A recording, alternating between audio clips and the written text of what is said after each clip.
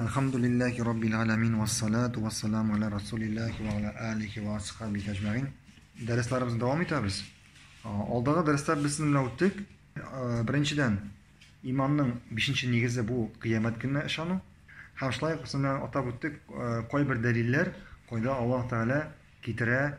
Endi bizga endi Alloh bu dunyoda kishilarni o'tirib tiriltir. Ham biz sizinle atab ketdik shunda 6 chiroqaymi? 6 chiroq atab ketdik. Qachon Alloh taolo endi bu dunyoda kishilarni o'lgandan so'ng tiriltdi. Ham o'quvimizni davom etamiz. Ham kitobimizning avtori aytadi, fikrlarga negizlangan dalillarga kelganda o'lgandan so'ng keri tirilib bo'lajag'in turli yo'llar bilan rasululloh bo'ladi. Birinchi topqir borliqqa keluvga xolik qilinuvga negizlanib, ikkinchi topqirda borliqqa kelib bo'lganligi haqida natija yasov. Masalan, Alloh taolo aytdi: "U o'zining yaratilganligini unutib, bu shirib bitgan suyaklarni kim tirilta olsin?" deb bizga misol keltiradi. Ularni birinchi topqir kim borliqqa keltirgan? Mana u tiriltir. U har yaratilgan haqida biluvchidir degan. Kim birinchi topqir seni tiriltdi? U shaxsni ikkinchi topqirda tirilta oladi.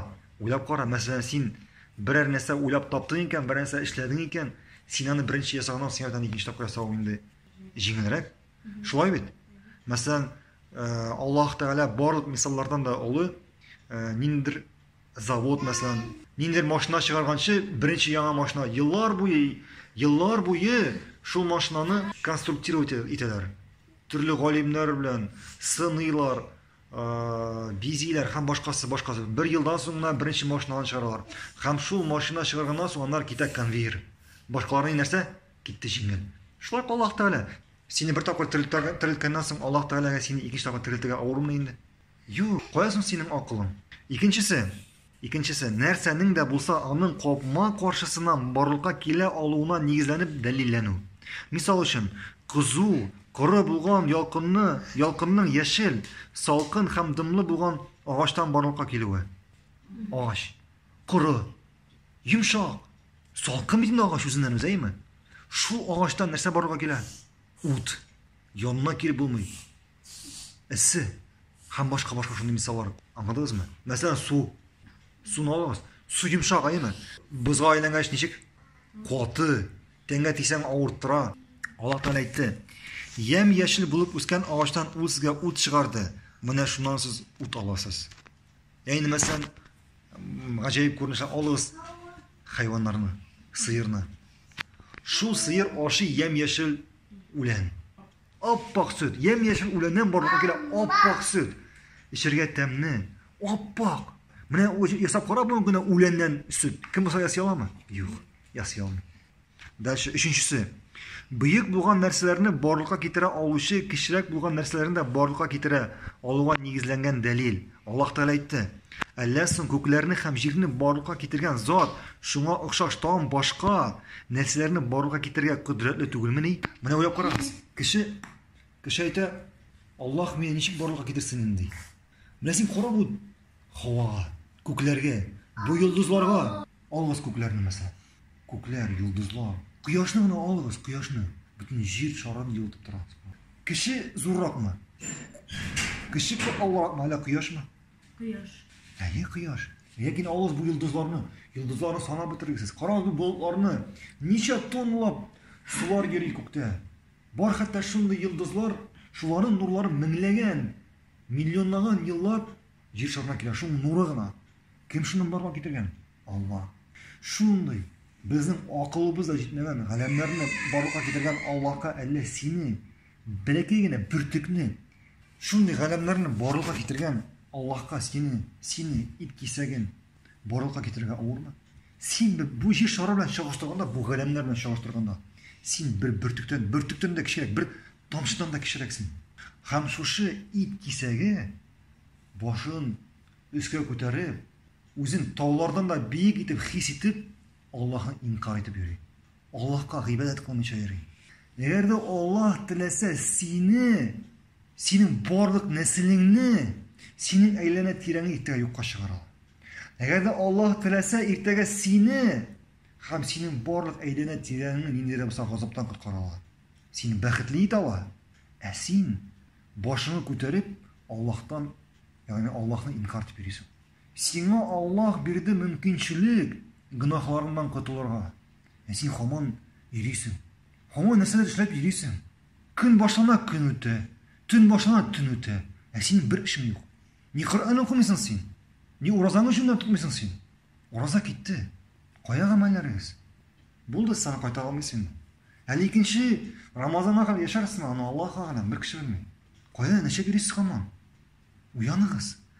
Нәрсә дә булса эшләгез. Бәлки Аллаһ гөнаһларыгызны кичерер. Әллә шуның хәле гамәлләрегез күпме? Әллә капшык гыйбадәтләрегез бармы артыгызда? Төнге намазларыгыз бармы? Уразаларыгыз бармы?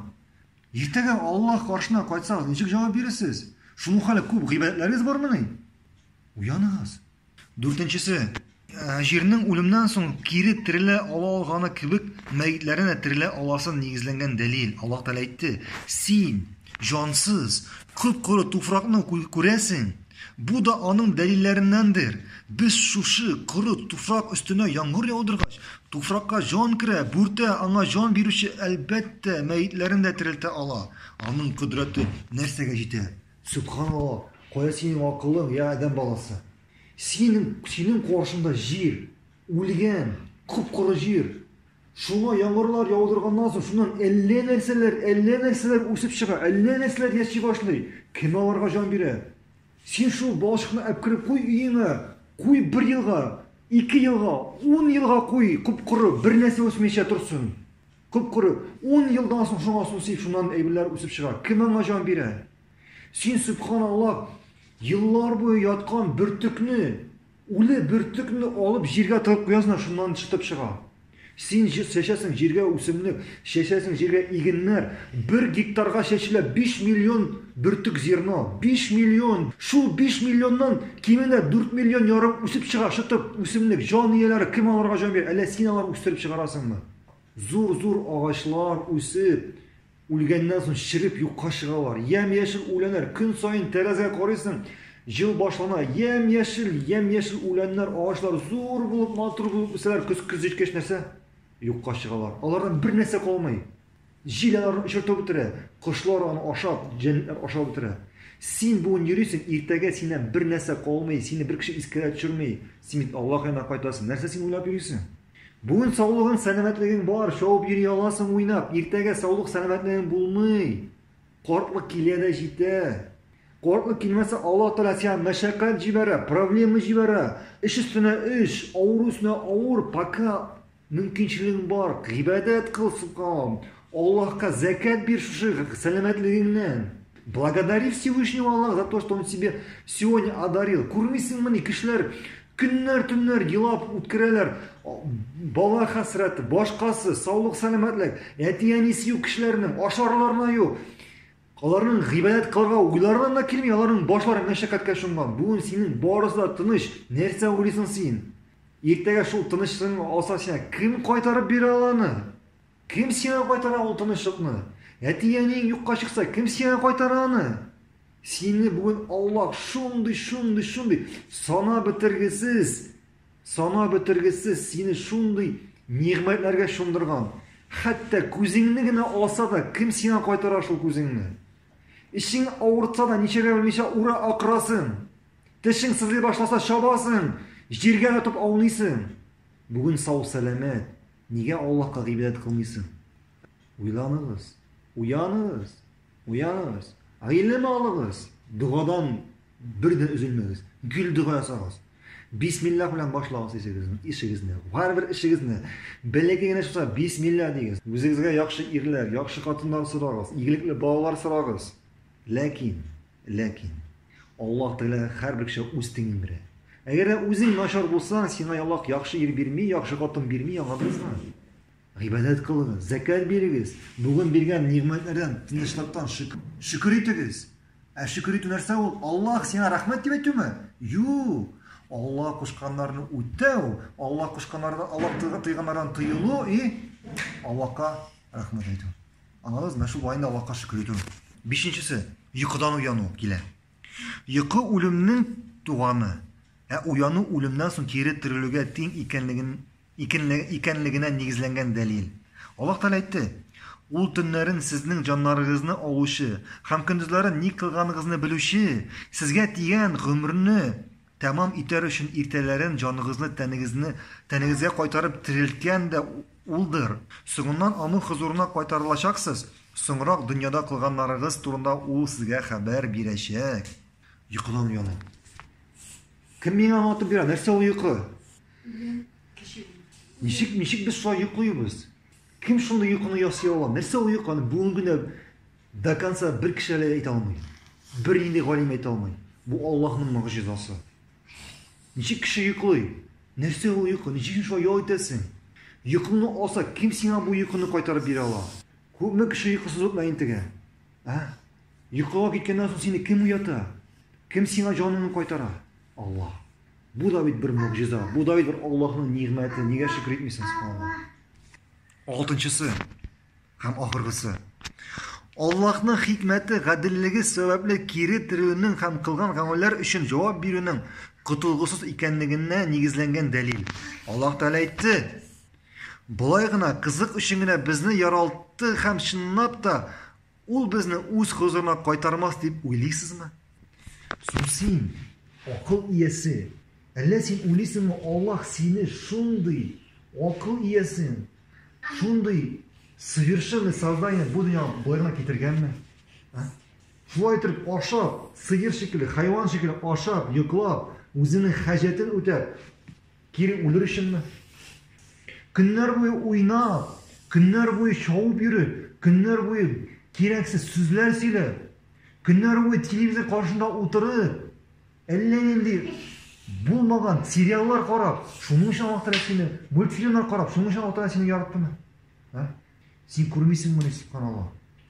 Нинди син акыл иясе? Аллаһ сине ничек аерды башка бүтән җир шарындагы бүтән тирлектән, бүтән җан иясенә сине шулай күтәрде, син үзеңне шулар дәрәҗәсенә, шулардан түбәнрәк дәрәҗәгә төшерәсең. Соң син әгәр дә көннәр буе уйнап йөрисең икән, син әнтек урамдагы мәчеттән нәрсәдән аерыласың соң? Алар да торалар да, ашлар да, уйныйлар да, йоклар, ашлар да, уйнар, йоклар, туалетка баралар. Алар курыкмыйлар, алар көннәр буе уйныйлар.